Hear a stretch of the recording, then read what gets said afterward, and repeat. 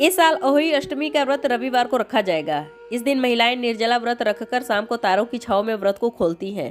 कार्तिक माह की अष्टमी को अहोई अष्टमी का व्रत किया जाता है। इस दिन महिलाएं अपनी संतान की सलामती और लंबी उम्र के लिए व्रत करती हैं।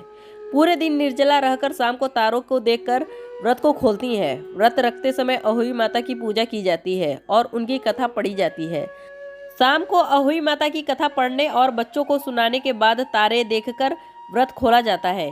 इस दिन व्रती महिलाएं चाकू आदि का इस्तेमाल नहीं करती। सुबह 9:29 पर अष्टमी तिथि प्रारंभ होने के बाद व्रत पारण संध्या काल में तारों के दर्शन के बाद होता है। अहोई अष्टमी व्रत कथा। प्राचीन काल में एक साहूकार था जिसके 7 बेटे और 7 बहुएं थी।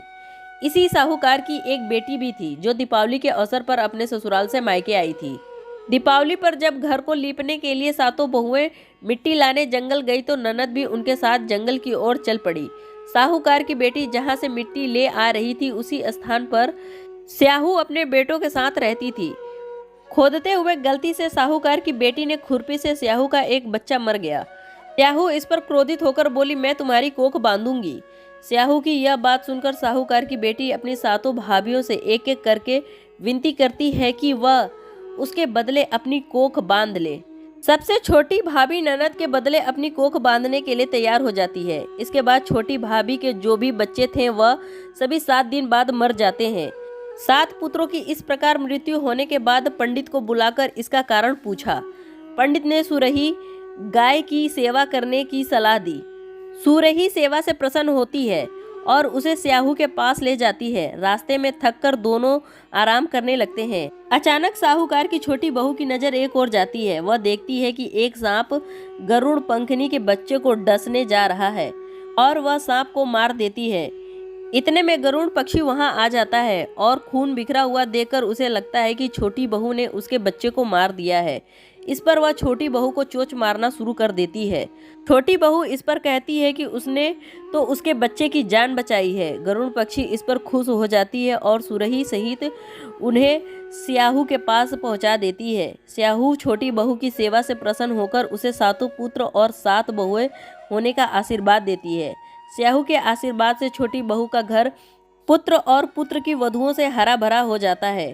अहोई अष्टमी का अर्थ एक प्रकार से यह भी होता है कि अनहोनी को होनी बना देना, जैसे साहूकार की छोटी बहू ने कर दिखाया था। अहोई अष्टमी की एक दूसरी कथा। दंत कथा के अनुसार एक बार एक औरत अपने 7 पुत्रों के साथ एक गांव में रहती थी। एक दिन कार्तिक महीने में वह औरत मिट्टी खोदने के लिए जंगल में गई। वहां पर उसने गलती से एक पशु के शावक की अपनी कुल्हाड़ी से हत्या कर दी। उस घटना के बाद उस औरत के 7 पुत्र एक के बाद एक मृत्यु को प्राप्त हो गए। इस घटना से दुखी होकर उस औरत ने अपनी कहानी गांव की हर एक औरत को सुनाई। एक बड़ी औरत ने उस औरत को यह सुझाव दिया कि वह माता अहोई अष्टमी की आराधना करे। पशु के शावक की सोते हुए हत्या के पश्चाताप के लिए उस औरत ने शावक का चित्र बनाया और माता अहोई के चित्र के साथ रखकर उसकी पूजा करने लगी। उस औरत ने 7 वर्षों तक अहोई अष्टमी का व्रत रखा और आखिरी में उसके 7 पुत्र फिर से जीवित हो गए। अहोई अष्टमी का व्रत का महत्व जानने के बाद आइए जानते हैं यह व्रत किस प्रकार किया जाता है। प्रातःकाल सुबह जल्दी उठकर स्नान करने के बाद कुछ फल इत्यादि खाते हैं। मंदिर जाना अथवा घर के मंदिर में पूजा की जाती है। पूरे दिन निर्जला व्रत रखना भी प्रचलित है। शाम के समय बच्चों के साथ बैठकर अहोई माता की पूजा करते हैं। दीवार पर अहोई अष्टमी माता की तस्वीर बनाते हैं अथवा एक कैलेंडर लगाते हैं। शाम को तारे निकलते ही उसको जल व खाना अर्पण करके व्रत खोलते हैं। ऐसी और वीडियो देखने के लिए वीडियो को लाइक करिए और चैनल को सब्सक्राइब करना ना भूलिए। धन्यवाद।